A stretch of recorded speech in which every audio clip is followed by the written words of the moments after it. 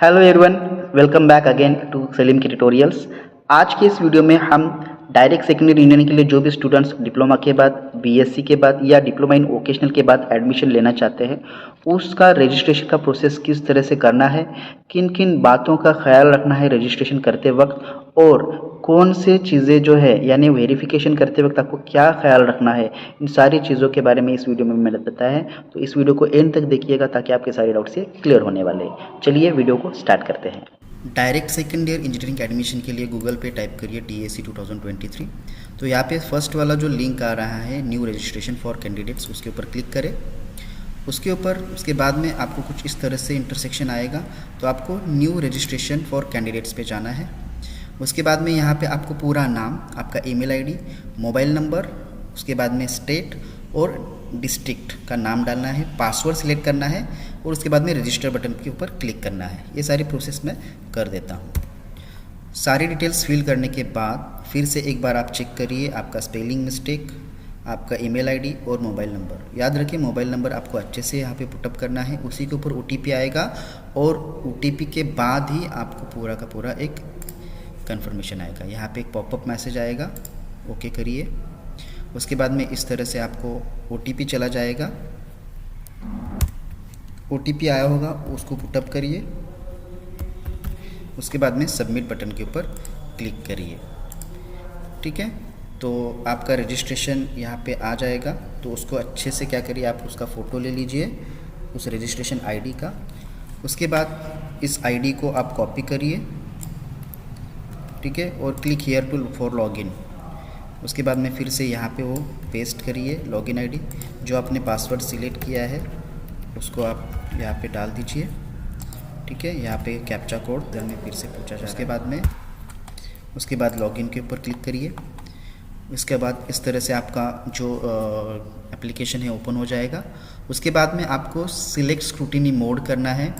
यहाँ पे दो ऑप्शन आएंगे, ई स्क्रूटिनी मोड यानी क्या, अगर आपको क्या करना है फिजिकल सेंटर पे जाना नहीं है, डॉक्यूमेंट फिजिकली लेके जाना नहीं है, तो ये ई स्क्रूटिनी मोड आप कर सकते हैं। यहाँ पे सिलेक्ट ई स्क्रूटिनी मोड को सिलेक्ट कर सकते हैं और यहाँ पे ऑटोमेटिकली आप जब फिल करेंगे तो ऑटोमेटिकली वो आपका एप्लीकेशन लॉक हो जाएगा और वो ई स्क्रूटिनी सेंटर जहाँ पे रहेगा वो वाले क्या करेंगे, आपके सारे डॉक्यूमेंट्स ऑनलाइन चेक करेंगे और फिर से वेरीफाई करेंगे।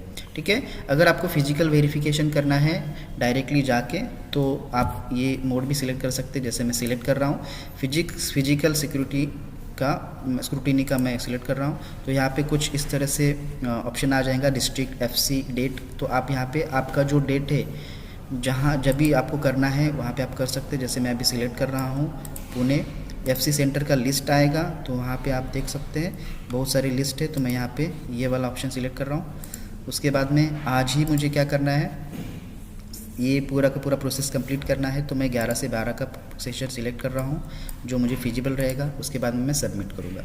सबमिट करने के बाद फिर से यहाँ पे कुछ इस तरह से मोड आएगा। याद रखिए सबसे पहले मैं आपको बता देता हूँ कि जब भी आप एप्लीकेशन शुरू करते हैं तो आपको दिक्कतें आती है, तो आप अपने डॉक्यूमेंट्स जो है सबसे पहले अच्छे से स्कैन करके कुछ इस तरह से आप रखिए, शॉर्टकट्स उसको दे दीजिए। याद रखें आप SSC HSC जो भी आपने किया है वो सारे स्कैन कॉपी अच्छे से यहाँ पे कर दीजिए और यहाँ पे जो भी आपका फ़ोटो है विथ साइन उसको सेव करके रखिए ताकि आपको अपलोडिंग में कुछ दिक्कत नहीं आती है, या चेक करके आप पूरा का पूरा डॉक्यूमेंट्स डाल सकते हैं। फिर से मैं अपने उस सेशन पे जा रहा हूँ। यहाँ पे आपको जिस किसी लेवल में आपने पास आउट किया, यहाँ पे देखो डायरेक्ट सेकेंडरी इंजीनियरिंग के लिए डिप्लोमा पास आउट वाले स्टूडेंट, BSc वाले या डी वोकेशनल वाले, डिप्लोमा इन वोकेशनल वाले ये सारे अप्लाई कर सकते हैं। तो इस कैंडिडेट ने डिप्लोमा किया है। ठीक है, अब यहाँ Maharashtra state type A, type B, type C, type D, type E, ये सारी ये देख लीजिए आप किस टाइप में बैठ रहे हैं। टाइप A यानी क्या, अगर महाराष्ट्र में अपना पूरा का पूरा 10th 12th या डिप्लोमा कंप्लीट किया है या आप महाराष्ट्र के, तो टाइप A में आएंगे। टाइप B में जो टाइप A में नहीं आते, मतलब जिनके फादर या मदर महाराष्ट्र स्टेट में है या डोमिसाइल सर्टिफिकेट जिनका महाराष्ट्र का है, वो टाइप B में आएंगे। जो टाइप A में या टाइप B में नहीं रहेंगे वो टाइप C में रहेंगे। ठीक है, उसके बाद में टाइप D, टाइप A जो भी आपका फिजिबल है वो आप करिए। जो OMS कैंडिडेट रहेंगे वो ऑल इंडिया कैंडिडेट में आएंगे। ठीक है, उसका ऑप्शन वहाँ पे सिलेक्ट कर सकते हैं। यहाँ पे मैं टाइप A सिलेक्ट कर रहा हूँ। उसके बाद में सेव एंड प्रोसीड करेंगे। उसके बाद में कुछ इस तरह से इंटरफेस आएगा। डिटेल आपको क्या करना है यहाँ पे लिख लेना है। तो यहाँ पे सिलेक्ट डिस्ट्रिक्ट फ्रॉम विच, यहाँ पे पूरा आप देखिए ड्रॉप डाउन आएगा। तो इस कैंडिडेट ने यहाँ पे 10th नंदुरबार में किया है। उसके बाद में उसका जो डिस्ट्रिक्ट है डिप्लोमा का वो यहाँ पे मैं पुटअप करूँगा, ठीक है। यहाँ पे डायरेक्टली कॉलेज का नाम भी डालना है, ऑटोमेटिकली इंस्टीट्यूट टाइप आ जाएगा। उसके बाद में आपके पास क्या है, मतलब डोमिसाइल सर्टिफिकेट है, बर्थ सर्टिफिकेट है या स्कूल लिविंग सर्टिफिकेट है जिसके अंदर प्लेस ऑफ बर्थ महाराष्ट्र का हो, ठीक है। तो यहाँ पे इस डॉक्यूमेंट्स के अंदर थोड़ा चेक करेंगे कि प्लेस ऑफ बर्थ कहाँ का है, या लिविंग सर्टिफिकेट में चेक करेंगे तो यहाँ पे हमें दिख के आएगा। तो यहाँ पे प्लेस ऑफ बर्थ जो है मोटे काडवान यानी ये महाराष्ट्र में है, तो इसको हम सिलेक्ट कर सकते हैं। तो ये वाला डॉक्यूमेंट मैं यहाँ पे महाराष्ट्र यानी जो लिविंग सर्टिफिकेट है उसको मैं सिलेक्ट करूँगा, फिजिबल है ये मेरे लिए। उसके बाद में कैटेगरी कौन सा है वो मैं सिलेक्ट करूँगा। तो ये एसटी कैटेगरी है तो मैं यहाँ पे एसटी लिख लूँगा। और यहाँ पे जो भी है एसटी कैटेगरी में क्या है, तो ये सारी चीज़ें आपके जो कास्ट सर्टिफिकेट रहेगा उसमें रहेगा। तो मैं यहाँ पे कास्ट सर्टिफिकेट ओपन करके चेक करता हूँ। तो यहाँ पे इस स्टूडेंट का जो कास्ट सर्टिफिकेट है इसमें हिंदू भील लिखा हुआ है। तो मैं यहाँ पे वो वाला जो चीज़ जो पॉइंट है उसको सिलेक्ट करूँगा। जैसे यहाँ पे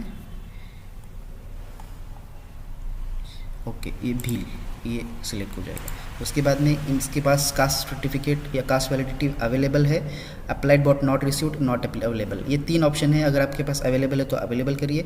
अप्लाइड बट नॉट रिसीव्ड किया है तो यहाँ पे आपको रिसिप्ट अटैच करना पड़ेगा। याद रखें अगर आपको लगता है कि एंड डेट से पहले अगर कास्ट वैलिडिटी आएगा तभी ये ऑप्शन सिलेक्ट करिए, वरना आपका एडमिशन जो है मिला हुआ एडमिशन हो जो है वो कैंसिल होता है, ठीक है। तो यहाँ पे इम्पॉर्टेंट चीज़ है, अगर अप्लाई किया है तो आपको पूरा रिसिप्ट का डिटेल्स यहाँ पे पुटअप करना है, ठीक है। अच्छे से caste certificate number, caste certificate के ऊपर जो नाम है वो पुटअप करना है, एप्लीकेशन आपने कब किया है और इशूइंग अथॉरिटी कौन सी है, ये सारी चीज़ें आपको करना है। अब इसके पास अवेलेबल है तो ये सारी चीज़ें चली जाएगी। फिर से मैं सिलेक्ट करता हूँ, अवेलेबल है, ठीक है। उसके बाद डिसेबिलिटी नहीं है, डिफेंस में नहीं है, नेशनलिटी का सर्टिफिकेट स्कूल लिविंग सर्टिफिकेट में इंडियन है तो मैं नेशनलिटी सिलेक्ट कर रहा हूँ, ठीक है। उसके बाद में आएगा जो आपकी क्वालिफ़िकेशन डिटेल्स है वो आ जाएंगे। तो यहाँ पे जो name of SSC board, seat number, ये सारी डिटेल जो है आपको पुटअप करना है। एग्रीगेट मार्क्स एसएससी में कितने हैं, मैथमेटिक्स में कितने हैं, out of SSC science English. तो आप जो है आपका एसएससी मार्कशीट जो है वो लेके बैठिए और यहाँ पे अच्छे से पुटअप करिए, ठीक है। उसके बाद में डिप्लोमा के स्टेटस आएगा, डिप्लोमा पैटर्न कौन सा था, एनुअल था, सेमेस्टर था, इंग्लिश में था या कोई अदर इंग्लिश में था, ठीक है, अदर में इसमें था। उसके बाद में सीट नंबर, एनरोलमेंट नंबर, ये सारी चीज़ें मैं पुटअप करता हूँ और आगे बढ़ता हूँ। सारी डिटेल्स फिल करने के बाद आप सेव एंड प्रोसीड पे क्लिक कर सकते हैं, प्लीज़ ओके। उसके बाद में आपका इम्पोर्टेंट चीज़ आएगा, आपके जो पर्सनल डिटेल्स आएंगे। एक बार फिर से चेक करिए कि आपका जो मार्कशीट है एसएससी मार्कशीट उसी के हिसाब से आपका नाम है। उसके बाद में आप अपने मम्मी का नाम यहाँ पे लिख सकते हैं, जो आपके एचएससी या एसएससी बोर्ड पे रहेगा वही नाम यहाँ पे आप पुटअप करिए, जैसे मैं यहाँ पे पुटअप कर रहा हूँ। उसके बाद में डेट ऑफ बर्थ यहाँ पे आप पुटअप करिए।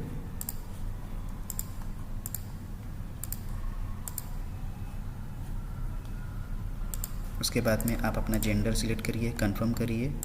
इनकम रेंज यहाँ पे आप दिखा सकते हैं, याद रखिए 8 लाख से नीचे होना चाहिए तभी आपको स्कॉलरशिप मिलता है। उसके बाद में आप अपना पूरा ये इन्फॉर्मेशन है अच्छे से यहाँ पे लिख लीजिए। उसके बाद में आप अपने एरिया का एड्रेस लिख लीजिए। ये सारी चीज़ें मैं ऐड कर देता हूँ। सारी डिटेल्स पुट करने के बाद आप सेव एंड प्रोसीड के ऊपर क्लिक करें। उसके बाद में आपका फ़ोटो और सिग्नेचर आएगा। तो याद रखें ये जो फ़ोटो है जेपीजी, जीआईएफ या पीएनजी फॉर्मेट में होना चाहिए। यहाँ पे फाइल सिलेक्ट करिए, आप अपने जहाँ पे अपने डॉक्यूमेंट सेव किया है वहाँ पे चला जाएगा। उसके बाद में आप अपना फ़ोटो विद साइन इस तरह से कुछ सिलेक्ट करिए, थोड़ा सा इसको नीचे ले लीजिए और ये वाला थोड़ा ड्रैग करिए, आपको फिर से सेव करना है। तो इस तरह से आपका फ़ोटो अपलोड हो जाएगा। यहाँ पे फिर से अपलोड फ़ोटो करिए उसके बाद में फिर सेव एंड प्रोसीड पे चले जाइए। सेव एंड प्रोसीड पे चले जाने के बाद आपके जो रिक्वायर्ड डॉक्यूमेंट्स हैं यहाँ पे आ जाएंगे। तो सबसे पहले मैं HSC SSC को सिलेक्ट कर देता हूँ। तो यहाँ पे SSC का डॉक्यूमेंट मैंने सिलेक्ट किया, ओपन किया, फिर इसे उसके बाद में मैंने ड्रैग करके उसको सेव कर दिया। जब मैं सारी चीज़ें करता हूँ थोड़ा समय लगेगा। उसके बाद डिप्लोमा मार्कशीट यहाँ पे जो है ये सेट करिए। सारी चीज़ें ऐसे ही आपको करना है। ये सारी चीज़ें मैं कर देता हूँ। जब आप कास्ट सर्टिफिकेट ऐड करेंगे तो यहाँ पे आपको सर्टिफिकेट अचूइंग अथॉरिटी चाहिए होता है। तो वो जो अचूइंग अथॉरिटी होता है, ये जो साइन रहता है ना वहाँ पे, जैसे सब डिविजनल ऑफिसर है तो यहाँ पे मैं क्या करूँगा, सब डिविजनल ऑफिसर सेलेक्ट करूँगा। उसके बाद मैं डॉक्यूमेंट सेलेक्ट करके अपलोड करूँगा। उसके बाद जब कास्ट वैलिडिटी आप अपलोड करते हैं तो यहाँ पे भी 3 ऑप्शन आते हैं। तो यहाँ पे कौन से डिस्ट्रिक्ट में आपने वो कास्ट वैलिडिटी लिया है वो पूरा ऑप्शन आ जाएगा। तो आपका जो कास्ट वैलिडिटी सर्टिफिकेट है उसको आप देख लीजिए। तो यहाँ पे जो है ये वाला जो है ये नंदुरबार डिवीज़न से आ रहा है। तो यहाँ पे आपको सिलेक्ट क्या करना है, नंदुरबार। ठीक है, तो मैं देखता हूँ ये नंदुरबार कहाँ पे है, ये वाला। ठीक है, part of Nashik division Nandurbar. उसके बाद में उसको मैं अपलोड कर लूँगा जहाँ पे मैंने रखा है। अपलोड कर लिया, सिलेक्ट कर लिया, उसके बाद में सेव कर दिया। वो ऑटोमेटिक ले लेगा, 100% हो जाएगा, फिर ओके कर देना। उसके बाद में फिर लास्ट में आता है स्कूल लिविंग सर्टिफिकेट। तो फिर से वही LC में ले लूँगा, सिलेक्ट कर लूँगा और सेव कर दूँगा, ओके करेंगे। सब ये सारी चीज़ें जब होती है तो एक बार फिर से आप व्यू करके देख सकते हैं कि आपने जो भी डॉक्यूमेंट्स यहाँ पे डाल दिए हैं वो बराबर है या नहीं, आप ही के हैं या नहीं। ठीक है, उसके बाद में एक एक डॉक्यूमेंट आप चेक करके देख लीजिएगा, मेन इंपॉर्टेंट चीज़ें। ठीक है, कास्ट सर्टिफिकेट हो गया, कास्ट वैलिडिटी हो गई, जो भी सिलेक्ट किया है वो बराबर है या नहीं। और लास्ट में फिर आप सबमिट बटन के ऊपर क्लिक करिएगा। जब आप सबमिट बटन के ऊपर क्लिक करेंगे तो आपको एक पेज आएगा, जैसे कि जो ST कैटेगरी का है तो कैटेगरी वाइज जो स्टूडेंट होते हैं उनके लिए जो फ़ीस है वो कितना है, 600 रुपये। और जो ओपन कैटेगरी के स्टूडेंट है उनके लिए तो आप क्या करेंगे, मैं अभी यहाँ पे पे नाउ करता हूँ। आप फिर QR कोड से या फिर आप अपने क्रेडिट कार्ड से या नेट बैंकिंग से या वॉलेट जो रहेगा पेटीएम फ़ोनपे वाला उससे कर सकते हैं। जैसे अभी मैं यहाँ पे UPI QR कोड से कर रहा हूँ। तो यहाँ पे QR कोड मुझे आ रहा है, तो यहाँ पे मैं ये QR कोड को स्कैन करता हूँ। स्कैन करने के बाद मैं इसको पेमेंट कंप्लीट कर देता हूँ। पेमेंट जैसे कंप्लीट होगा तो यहाँ पे पेमेंट सक्सेसफुल होके आ जाएगा और आपका रजिस्ट्रेशन जो है पूरा का पूरा हो जाएगा। फिर से मैं यहाँ पे मैं सबमिट बटन के ऊपर जब क्लिक करता हूँ तो मेरा एप्लीकेशन ओपन हो जाएगा। फिर से इसको एक बार मैं फिर से चेक करूँगा। अगर कुछ मुझे लगता है डाउटफुल है तो फिर से मैं इसको एडिट कर सकता हूँ इस वाले सेक्शन में चले जाके। तो मैंने स्क्रूटिनी सेंटर फिजिकल सिलेक्ट किया था, तो मैं क्या करूँगा, आप जो भी मैंने फिजिकल सेंटर सिलेक्ट किया है वहाँ पे चले जाऊँगा और वहाँ पे जाके मैं फिजिकल वेरिफिकेशन हर एक डॉक्यूमेंट का करते जाऊँगा। ठीक है, फिजिकल वेरिफिकेशन जब रहेगा तो सारे डॉक्यूमेंट्स की एक कॉपी मैं बना के रखूँगा और उसके बाद में 2 या 3 कॉपी पहले आप बना के रखिए। फिर आप फिजिकल वेरिफिकेशन के लिए चले जाइए, वहाँ पे आपको स्टैम्प मिलेगा, रिसिप्ट कम एक्नॉलेजमेंट उसे कहते हैं। अगर आपका रिसिप्ट कम एक्नॉलेजमेंट मिल गया तो समझ लेना आपका रजिस्ट्रेशन सक्सेसफुली हो गया है और आपके सारे डॉक्यूमेंट्स भी वेरीफाइड हो चुके हैं। फिर से एक बार मैं आपसे विनती करता हूं कि आपने जितने भी डॉक्यूमेंट्स यहाँ पे अपलोड किए हैं एक जगह पे आपके ड्राइव के ऊपर, जीमेल ड्राइव कहते हैं, उसके ऊपर क्या करिए, आपका सब कुछ आपके जो स्कैन डॉक्यूमेंट्स है वो सेव करके रखिए। ठीक है, और जब भी अब ये डॉक्यूमेंट्स कब काम आते हैं आपको, जब आपको स्कॉलरशिप फॉर्म भरना होता है, मान लो EBC फॉर्म भरना है, पंजाब राव देशमुख फॉर्म भरना है, ST SC category, other category के जो स्कॉलरशिप के फॉर्म्स होते हैं उसको भरने के लिए होता है। तो सारे डॉक्यूमेंट्स आप अपने ड्राइव के ऊपर सेव करके रखिएगा।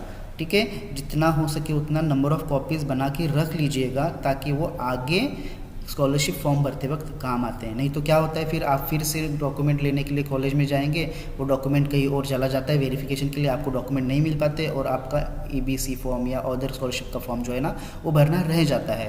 तो ये सारी दिक्कतें ना आए इसलिए आप पहले से ही जो है प्रिपेयर रहिए।